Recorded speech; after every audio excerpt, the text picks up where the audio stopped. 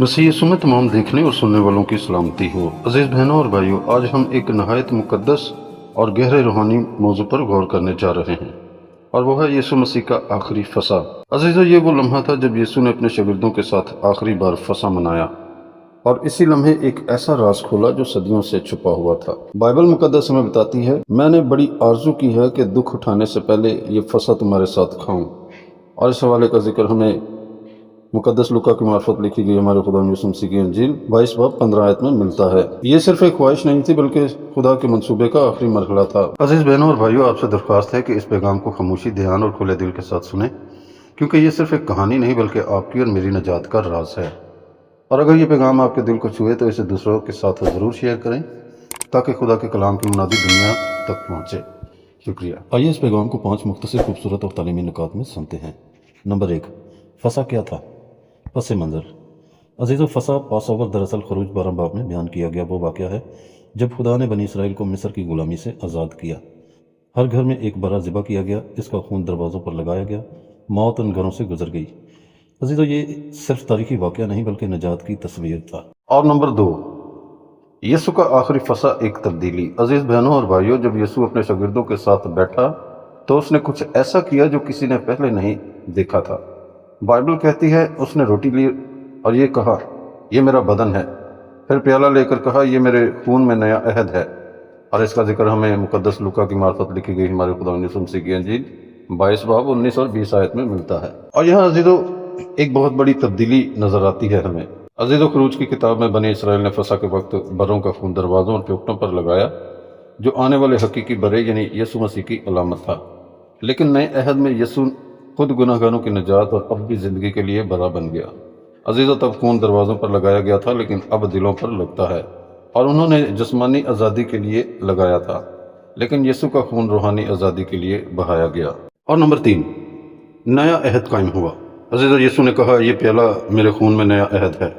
ये बहुत बड़ी बात थी, क्योंकि पुराना अहद शरीयत पर मबनी था, लेकिन नया अहद फजल और कुर्बानी पर मबनी है। बाइबल कहती है, देखो वो दिन आते हैं जब मैं नया अहद बांधूंगा।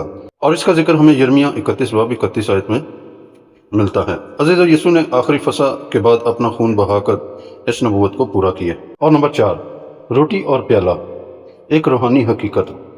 अजीज़ों, यीशु ने 2 चीज़ें इस्तेमाल की। रोटी, यीशु का बदन जो सलीब पर तोड़ा गया और हमारे लिए कुर्बान हुआ। और प्याला, यीशु का खून गुनाहों की माफ़ी के लिए बहाया गया। बाइबल कहती है, ये मेरा खून है जो बहुतों के गुनाहों की माफ़ी के लिए बहाया जाता है।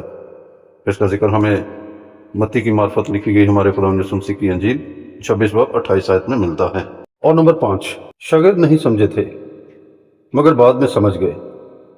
अजीज़ों, जब यीशु ये सब कह रहा था, शागिर्द पूरी तरह नहीं समझे थे, मगर जब यीशु सलीब पर कुर्बान हुआ और फिर जी उठा, तब उन्हें समझ आया कि फसा का असल मतलब यीशु खुद था। बरा यीशु था और नजात यीशु में है। अजीज़ बहनों और भाइयों, आज यीशु के फसा का हमारे लिए क्या मतलब है? यीशु का आखिरी फसा सिर्फ एक वाक़या नहीं था, बल्कि आज भी ज़िंदा हकीकत है। जब हम शायरबानी में शरीक होते हैं, हम यीशु की कुर्बानी को याद करते हैं, हम नए अहद में शामिल होते हैं, हम ईमान का ऐलान करते हैं। बाइबल कहती है, जब तक वो ना आए तुम इसकी मौत का ऐलान करते रहो। इसका जिक्र हमें पहला कुरिन्थियों 11 बाब 26 आयत में मिलता है। अजीज़ों, मिस्र में लोगों को दरवाज़ा पर खून लगाना पड़ा, लेकिन आज हमें अपने दिलों पर यीशु का खून कबूल करना है। मिस्र में मौत गुजर गई, आज अबदी मौत हमसे दूर हो जाती है। वहाँ एक रात की निजात थी, यहाँ हमेशा की ज़िंदगी है और यहाँ हमेशा की निजात है। अजीज़ बहनों और भाइयों, यीशु ने आखिरी फसा में सिर्फ खाना नहीं खाया, बल्कि अपनी जान देकर हमारे लिए नया रास्ता खोला। अगर आज आपने अभी तक इस कुर्बानी को दिल से कबूल नहीं किया, तो आज वो वक्त है अपने दिल को खोलें और कहें, खुदावंद यीशु, मैं तेरी कुर्बानी को कबूल करता हूँ, तू ही मेरा नजात दहिंदा है। और ये दुआ करें, ऐ आसमानी बाप, हम तेरा शुक्र करते हैं कि तूने यीशु मसीह के वसीला से हमें नजात दी। हमें सिखा कि हम इस कुर्बानी की कदर करें और एक पाक ज़िंदगी गुजारें। यीशु मसीह के नाम में, आमीन।